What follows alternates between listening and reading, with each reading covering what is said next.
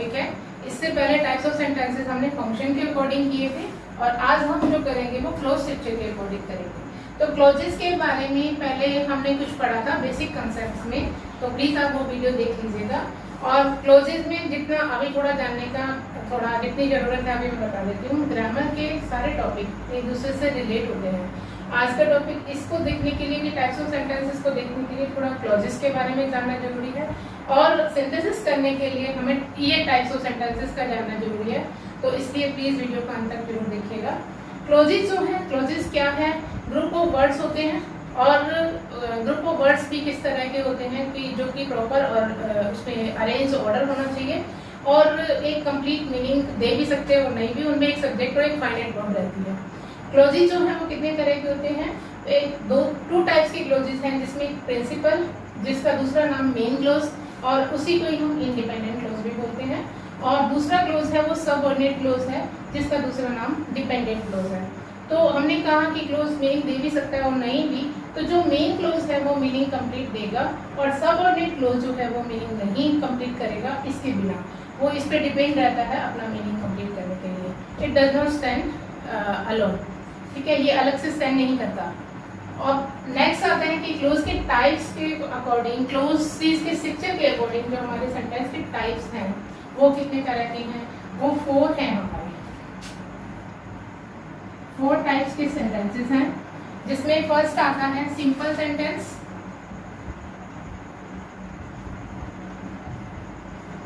And second one is compound,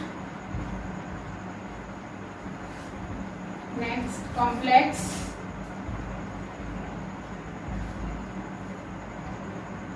and compound complex।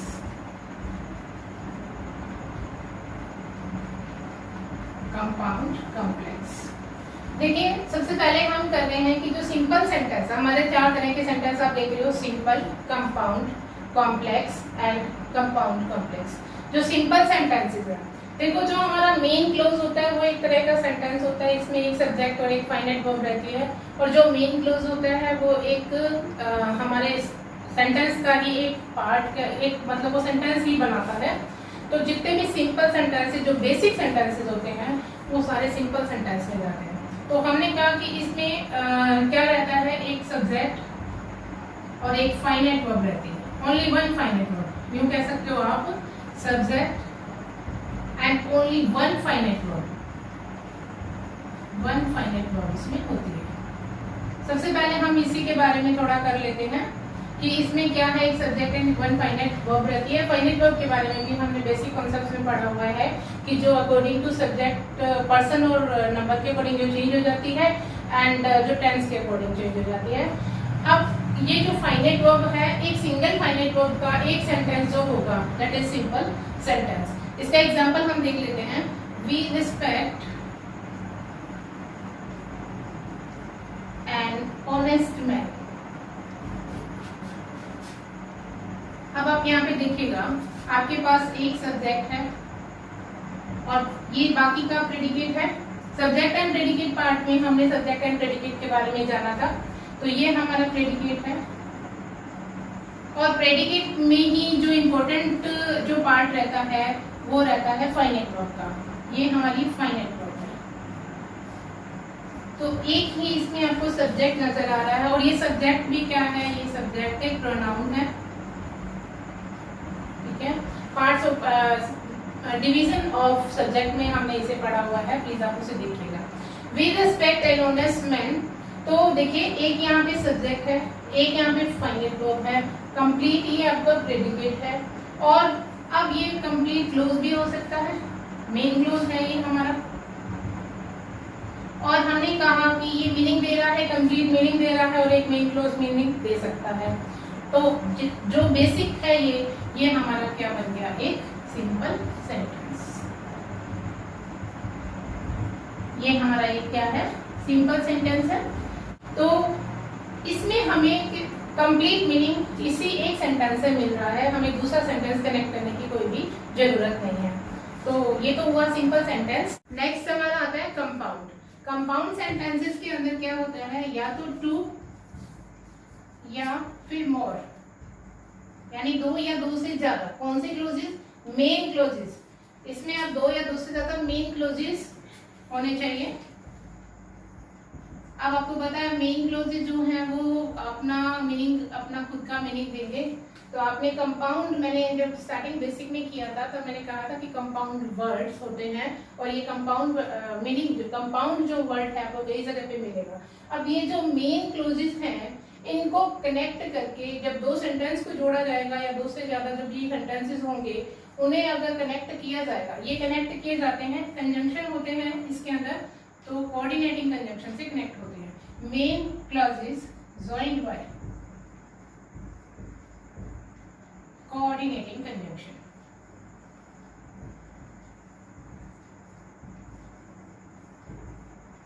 Coordinating conjunction like हम कह सकते हैं एंड, बट, और एटसेट्रा। तो इनसे हमारा कनेक्ट होगा। और ये जो कोऑर्डिनेटिंग कंजंक्शन होते हैं ये हमेशा जो ग्रामर के सेम यानी इक्वल रैंक को कनेक्ट करते हैं।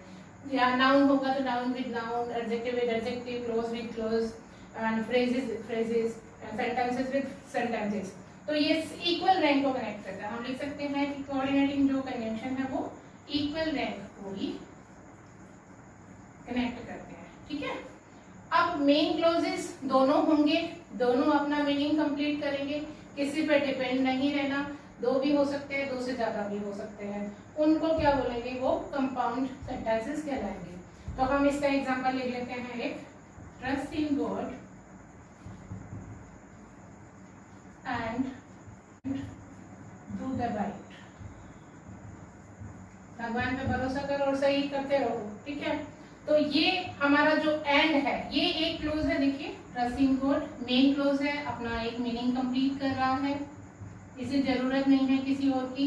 ये एंड से कनेक्ट है। ये अगेन एक आपका क्लोज मेन क्लोज है। ठीक है। टू मेन क्लोजेस से बना हुआ एक सेंटेंस है। और ये जो है वो आपका कोऑर्डिनेटिंग कंजंक्शन है। मैंने यहाँ एरो लगा दिया इसका। एंड अब ये जो टू मेन क्लोजेस से मिलके बना है दैट इज कंपाउंड सेंटेंस।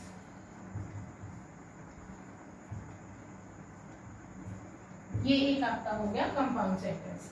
देखो हमें बेसिकली देखना क्या है, हम पीछे से वापस कनेक्ट करते हैं। सिंपल सेंटेंस में एक ही में आपका क्लोज होता है, मेन क्लोज रहता है। आगे बढ़े, टू और मोर यानी कंपाउंड जो दो को जोड़ेगा, दो या दो से ज्यादा एलिमेंट से बना हुआ होता है। तो यहाँ पे दो क्लोजेस से बना हुआ है या दो से ज्यादा क्लोजेस से बनेगा। तो ट्रस्ट इन गॉड ये आपका एक हो गया यहाँ पे, और दूसरा ये आपकी वर्ब है यहाँ पे और ये आपकी वर्ब है। एक और चीज इसमें है कि दोनों की अपनी फाइनाइट वर्ब होगी। दो मेन क्लोज है, तीन मेन क्लोज है, सबकी अपनी अपनी एक फाइनाइट वर्ब होगी, तभी वो एक प्रॉपर मीनिंग लिख पाएंगे। जैसे ये एक अपना क्लोज मीनिंग दे रहा है डू द राइट, सही करो, या इधर से ले ट्रस्ट इन गॉड, विश्वास करो भगवान में। तो ये भी एक मेन क्लोज है। अगर हम एक एंड कनेक्ट ना करें तो दोनों अपना दोनों जो है वो अलग अलग सेंड कर सकते हैं। तो ये आपका हो गया कंपाउंड सेंटेंस। नेक्स्ट आता है हमारा कॉम्प्लेक्स सेंटेंस। कॉम्प्लेक्स सेंटेंस के अंदर क्या है कि हमारे पास वन तो मेन क्लोज रहेगा, ठीक है, और वन और मोर एक या एक से ज्यादा जो होंगे वो सब ऑर्डिनेट क्लोज होंगे। सब ऑर्डिनेट क्लोजेस। और ये ज्वाइन किससे होंगे? अगर हम देखो, अगर एक क्लोज मेन है और एक सब ऑर्डिनेट क्लोज है तो कहीं ना कहीं ये ज्वाइन भी होंगे। तो ये ज्वाइन बाय सब ऑर्डिनेटिंग कंजंक्शन। सब ऑर्डिनेटिंग कंजंक्शन कौन से होते हैं? जैसे who, that, where, etc. ये रिलेटिव प्रोनाउन से भी कनेक्ट होते हैं। इसको हम बाद में डिफाइन करेंगे कि कौन से इसमें रिलेटिव प्रोनाउन है, कौन कंजंक्शन का काम कर रहे हैं। ठीक है। तो सबऑर्डिनेटिंग कंजंक्शन से जो कनेक्ट होंगे वो वाले सेंटेंसेस कॉम्प्लेक्स सेंटेंस होंगे। ठीक है। तो एक एग्जांपल से इसे समझ लेते हैं हम पहले। आई डोंट नो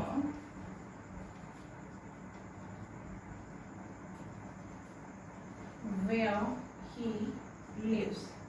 आप इसमें वेयर लिख सकते हैं, वेयर ही लिव्स। देखिए आई डोंट नो, ये आपका एक मेन क्लोज है।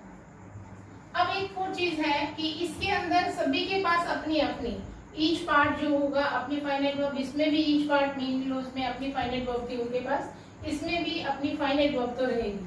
जैसे इसमें एक सब्जेक्ट है यहाँ पे, और ये जो नो है यहाँ पे फाइनाइट वर्ब है, और नेगेटिव बनाने के लिए हेल्पिंग वर्ब का यूज किया गया है।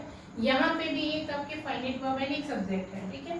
तो ये भी आपका एक क्लोज है। बट अब ये क्योंकि ये वेयर से कनेक्ट है, और अगर मैं इसे यूं बताऊं कि वेयर ही लिव्स, तो ये कोई अपना मीनिंग नहीं देता, जहां वह रहता है। तो जहां वह रहता है कुछ इनकम्प्लीट मीनिंग है, इसे पूरा होने के लिए, मीनिंग को कंप्लीट करने के लिए अपने मेन क्लोज पर यहाँ डिपेंड करना पड़ेगा। तो ये जो भी सबऑर्डिनेट, ये आपका सबऑर्डिनेट कंजंक्शन हो गया, सबऑर्डिनेटिंग कंजंक्शन। तो ये कौन सा हो गया आपका subordinate close. Subordinate close finite verb होने के बावजूद भी अपनी खुद की, ये अपना अलग से स्टैंड नहीं कर सकता, और इसे डिपेंड करना पड़ रहा है मेन क्लोज पर। And this complete one is complex sentence. ये कंप्लीट आपका क्या है, कॉम्प्लेक्स सेंटेंस। तो आपने देखा कि इसमें एक मेन क्लोज, एक सब ऑर्डिनेट क्लोज है, और इसमें एक मेन क्लोज के साथ सबऑर्डिनेट क्लोज और भी हो सकते हैं। आगे और एग्जांपल के साथ हम इसे करेंगे। तो सबऑर्डिनेट क्लोज ज्यादा भी हो सकते हैं इसमें, वो आपका बनेगा एक कॉम्प्लेक्स सेंटेंस, ठीक है। एंड नेक्स्ट आपका आता है कंपाउंड कॉम्प्लेक्स। तो इसमें कंपाउंड और कॉम्प्लेक्स का मतलब ये है कि इसमें दो तो आपके मेन क्लोज होने चाहिए, दो या दो से ज्यादा भी हो सकते हैं, टू और मोर। कौन से क्लोज होने चाहिए, मेन क्लोज, ठीक है। और नेक्स्ट जो है सबऑर्डिनेट क्लोज जो है वो एटलीस्ट वन तो होना ही चाहिए। एटलीस्ट का मतलब होता है कम से कम वन, एटलीस्ट वन सबऑर्डिनेट और मोर, कम से कम एक होना चाहिए और ज्यादा भी हो सकते हैं। तो वो आपका होता है कंपाउंड कॉम्प्लेक्स सेंटेंस। इसको संयुक्त मिश्रित बोलते हैं, मिला के जो बनते हैं। संयुक्त भी, ये संयुक्त हो गए आपके, और ये आपका मिश्रित हो गए, मिश्रित वाक्य, और ये साधारण वाक्य, ठीक है। तो उसमें टू और मोर मेन क्लोजेस रहेंगे। तो हम इसका भी एक एग्जांपल लिख लेते हैं। I knew that he was ill. I knew that he was ill, but I didn't know that he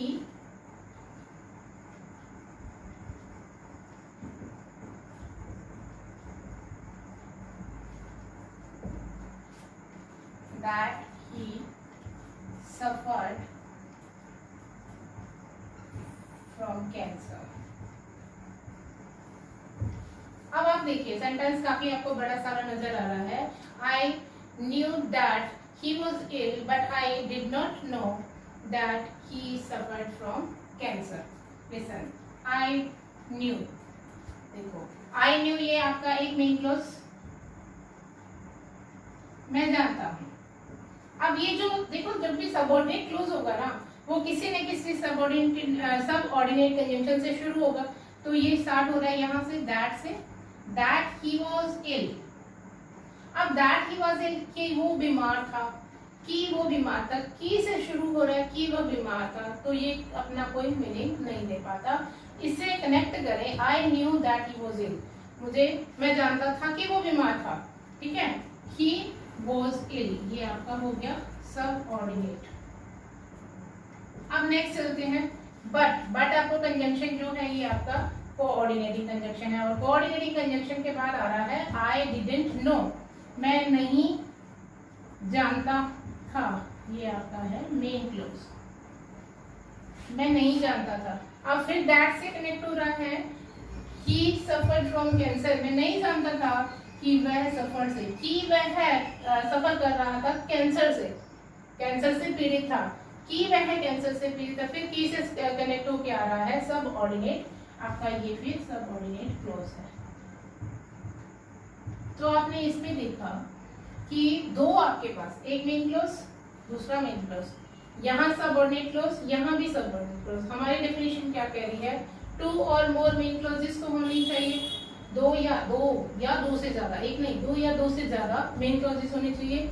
तो मेन क्लॉज 2 है इसमें, और सब ऑर्डिनेट क्लॉज या तो एक हो या फिर एक से ज्यादा हो।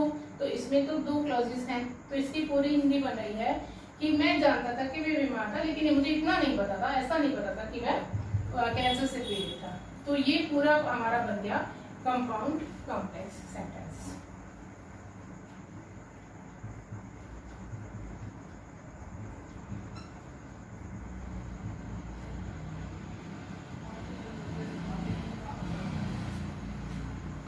और इसमें देखिए ना, सभी के पास अपने फाइनाइट वर्ब है। फाइनाइट वर्ब, इधर फाइनाइट वर्ब, इधर फाइनाइट वर्ब है। ये डिड नॉट लगा के यहाँ पे इसे नेगेटिव बनाया गया है, दिस इज फाइनाइट वर्ब। और यहाँ पे फिर एक फाइनाइट वर्ब यहाँ लगाई गई है। सभी के पास है, लेकिन सब ऑर्डिनेट क्लॉज जो है वो अकेला स्टैंड नहीं कर सकता। कुछ सेंटेंसेस लिखे हुए हैं बोर्ड पर, जिसमें से हमें अब ये बताना है कि कौन सा सिंपल सेंटेंस है, कौन सा कंपाउंड है और कौन सा कॉम्प्लेक्स सेंटेंस है। ठीक है, तो इसमें हम देख रहे हैं, फर्स्ट हम चलते हैं कि इसमें एक ही फाइनाइट वर्ब है। देखिए लाइक, ये एक सब्जेक्ट है और पूरा ये प्रेडिकेट के अंदर हमें सिर्फ एक ही वर्ब दिख रही है। और हमारा सिंपल सेंटेंस में क्या था कि ओनली 1 फाइनाइट वर्ब होनी चाहिए। तो ये हमारा एक, ये कंप्लीट मेन क्लॉज है और ये है अपना सिंपल सेंटेंस।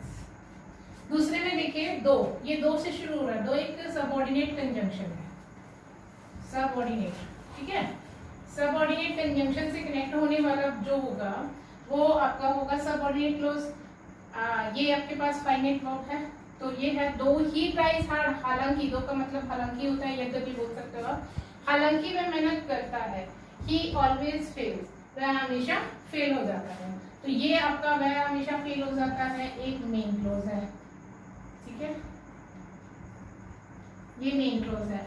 ये सब ऑर्डिनेट कंजंक्शन से हमेशा शुरू होगा। अगर सब ऑर्डिनेट क्लॉज होगा तो एक मेन क्लॉज, एक सब ऑर्डिनेट क्लॉज, ये दोनों जो कनेक्ट है यहाँ पे। अब एक चीज थोड़ा सा देखिएगा कि जरूरी नहीं है कि ये जो सब ऑर्डिनेट क्लॉज वाला जो पार्ट है वो बीच में बाद में ही शुरू हो। ये इस तरह से भी शुरू हो सकते हैं। ये इस तरह भी आ सकता था, ही ऑलवेज फेल्स दो ही ट्राइज हार्ड, या फिर दो, जब अगर ये पहले लाते हैं हम तो ये यहाँ कंजक्शन होने की वजह से यहाँ को सेमीकोलन नहीं आता, अदरवाइज यहाँ पे एक कॉमा लगा हुआ है। तो 2 he tries hard subordinate clause, ये आपका एक मेन क्लॉज। इसको अपना मीनिंग कंप्लीट करने के लिए यहाँ डिपेंड होना पड़ रहा है। तो ये आपका कौन सा सेंटेंस हो गया जिसमें हमने देखा था कि कॉम्प्लेक्स सेंटेंस के अंदर हमारा मेन क्लॉज और सब ऑर्डिनेट क्लॉज होता है। तो ये आपका हो गया कॉम्प्लेक्स। ठीक है, फिर इफ जो है फिर एक सबऑर्डिनेट कंजंक्शन है। इफ यू वर्क हार्ड, अगर तुम मेहनत करते हो, क्या होगा अगर हम मेहनत करते हैं, यानी मीनिंग कंप्लीट नहीं है।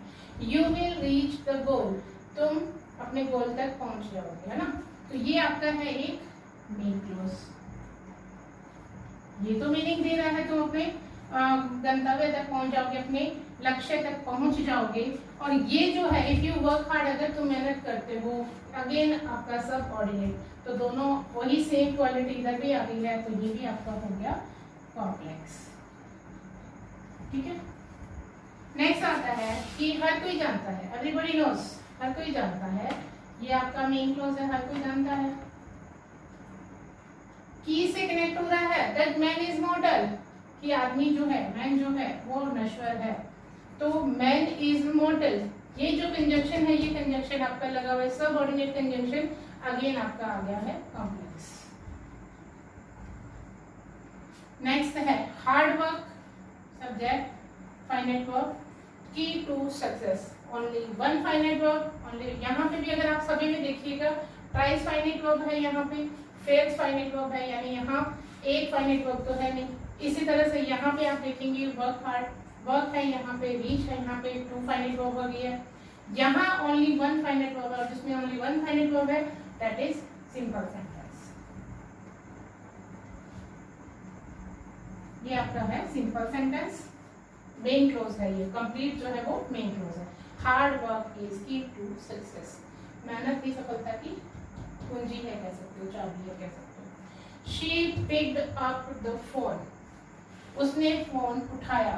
एंड जो कंजक्शन है वो कोऑर्डिनेटिंग कंजक्शन है हमारा। अब देखिए अगर ये दोनों अलग अलग होते, एंड से कनेक्ट नहीं होता, तो ये सेंटेंस हमारा इस तरह होता, she began to cry, she began to cry.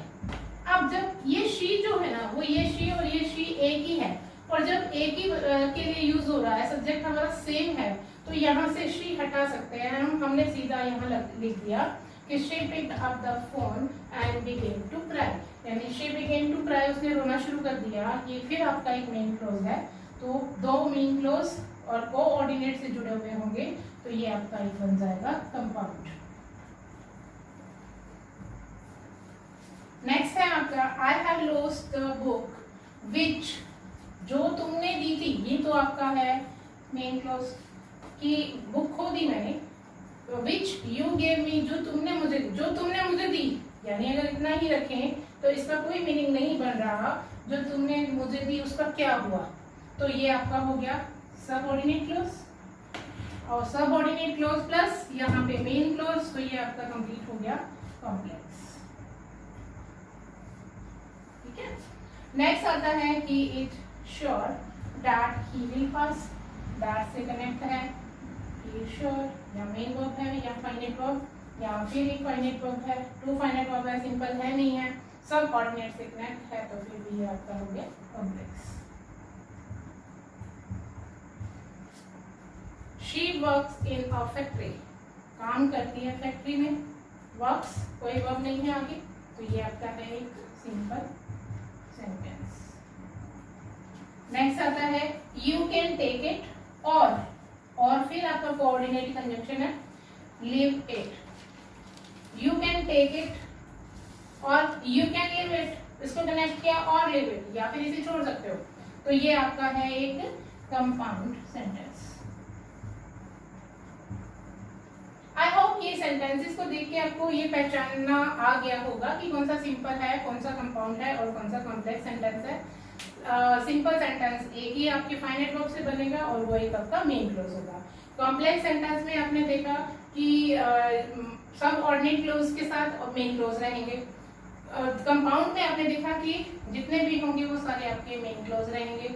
और कंपाउंड एंड कॉम्प्लेक्स के सेंटेंसेस वैसे कम ही रहते हैं एग्जाम्स में, लेकिन फिर भी हमने देख लिया था कि कंपाउंड कॉम्प्लेक्स सेंटेंस में टू जो है आपके मेन क्लोज और बाकी एक तो होना ही चाहिए सबऑर्डिनेट, और ज्यादा भी हो सकते हैं। आई होप आपको ये वीडियो पसंद आया होगा, और if you like it then please share among your friends and please subscribe जरूर कर लीजिए चैनल, एंड बेल आइकन जरूर दबा दीजिए ताकि आगे का नोटिफिकेशन मिलता रहे। Thank you for watching, stay home stay safe.